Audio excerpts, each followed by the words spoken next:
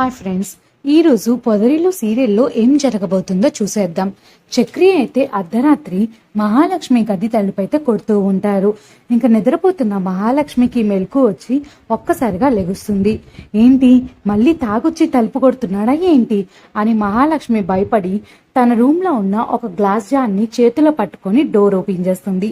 ఇంకా door open చేయగానే చక్రి అయితే తన చేతిలో ఫ్లవర్స్ ని పట్టుకొని కింద నీళ్ళోన్ చేసి మహాలక్ష్మి డోర్ బయటైతే నుంచుంటాడు. ఇంకా ఇది చూసి మహాలక్ష్మి అయితే చాలా సంతోషపడుతుంది. వెంటనే చక్రి అయితే మహాలక్ష్మికి పుట్టినరోజు శుభాకాంక్షలు తెలియజేస్తాడు.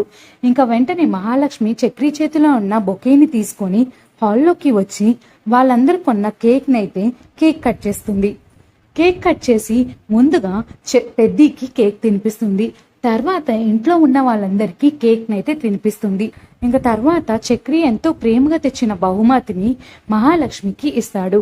ఆ బహుమతిని చూసి మహాలక్ష్మి అయితే చాలా సంతోషపడి, ఇది నాకెంతో ఇష్టమైన కలర్, థ్యాంక్స్ అని చెప్తుంది.